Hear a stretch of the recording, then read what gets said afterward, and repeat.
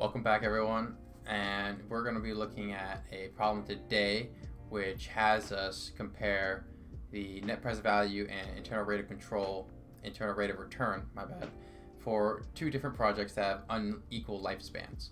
So we have the expected cash flows of the book press, and then we have the expected cash flows of the offset printer. Note the book press is a 6-year lifespan, and the offset printer is only a 3-year lifespan.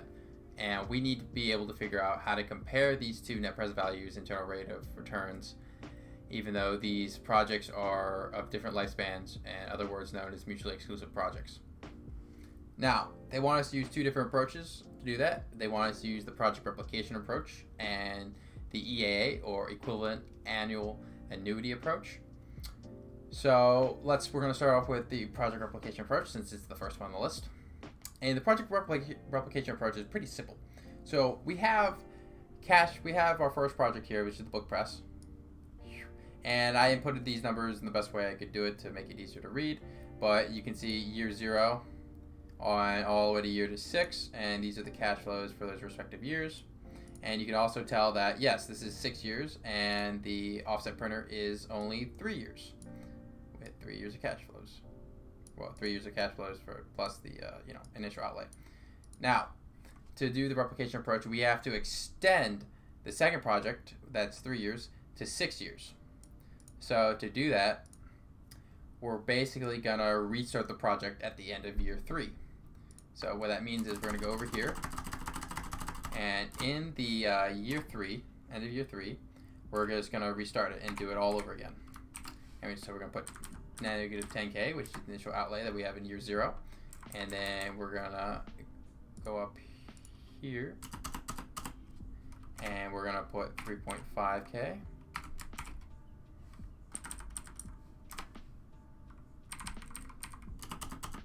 and then for 5 we're gonna put 6.5K. I feel like I'm putting these numbers not necessarily on, but hopefully it's cool stuff for everybody to see.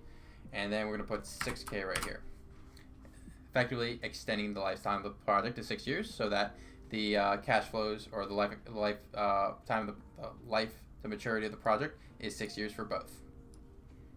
So now we're going to calculate NPV. So let's go NPV for book press. Book BP NPV. Yeah, get that. And then BP IRR.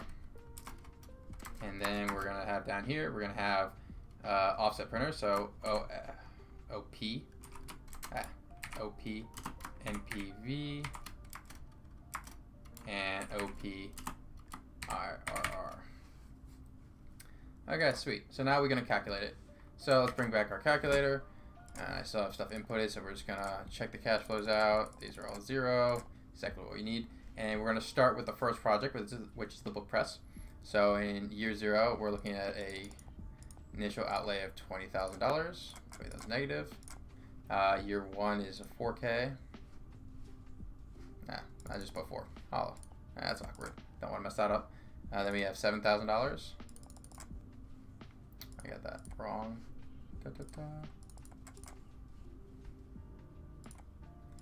Year 3, we have 6.5 thousand. So that's just 6,500. Year 4, we have 6,000. Year 5 is 5,500. Getting a little too much caffeine. I'm skipping over some of the numbers. And year 6, we have 5,000. All right, pretty easy. And so now we have our cash flows in. We're gonna go over to NPV, and we still have to find our I. And our I actually forgot to put into this problem, so give me 1 second. Okay, you gotta see where I take my problems from. It's not there. Here it is. So it's gonna be 12%. Okay, so just to make a note of it, cost of capital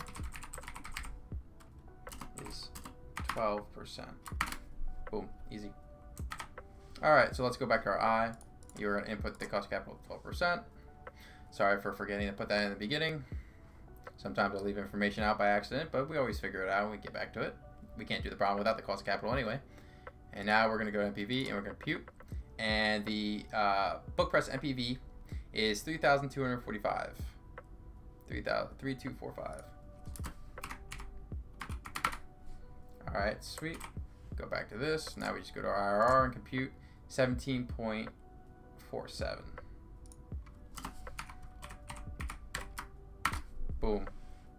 Oh, that's not right. All right, done. Now that's done. Now we have to compute for the offset printer. And we're just gonna fully clear the cash flows because there's nothing that really lines up. And we know in year 0 it's $10,000 negative. Year 1 is $3,500. Year 2 is $6,500. Year 3 is, so if you see in year 3, that's when the first project stops and the second project begins. So we actually have to take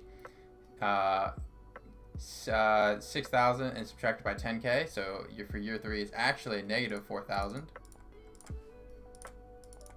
And year 4 it's 3,500. And year 5 is 6,500. It kind of just repeats over itself because we're just redoing it all over again. So all these numbers are pretty easy. All right, then we go to NPV. Our cost of capital is still the same, so we go back down, compute, and our NPV for the offset printer is $4,412, 4412. All right, come back to this, and we go to IRR, and our IRR is 25.19. 25.19%, of course.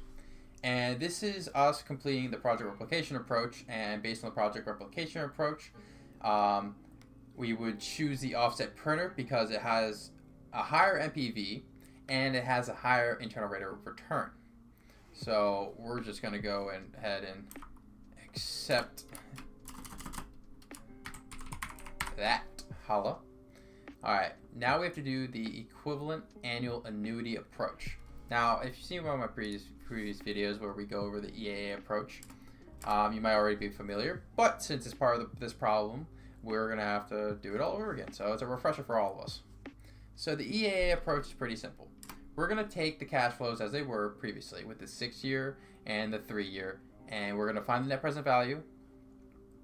Then we're going to treat the net present value as present value of an annuity, and find payment, and that payment is going to be the EAA value.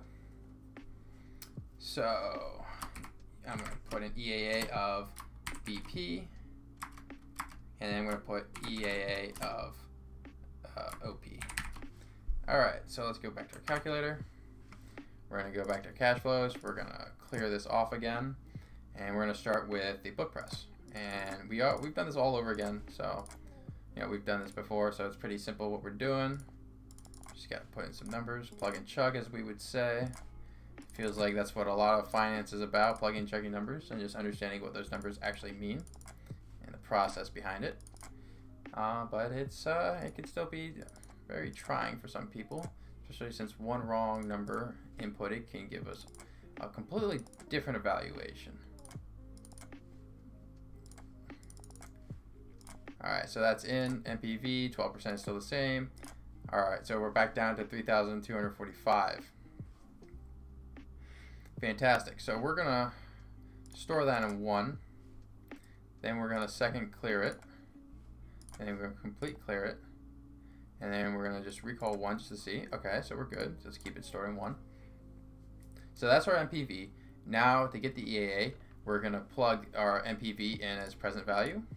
Our IY is going to be the same as 12%. And our N, which is the number of years, is 6 because it runs for 6 years.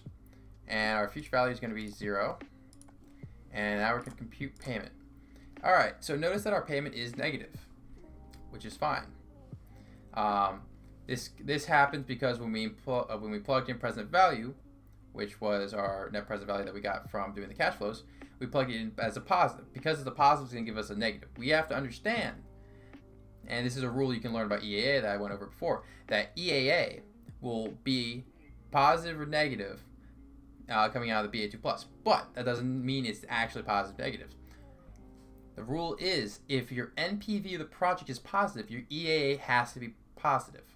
So it's actually positive since we know our NPV for the book price is actually positive. So our EAA is 789. Well, 789. Boom. Boom. Thing right there. Make it easier. All right. So now that's done.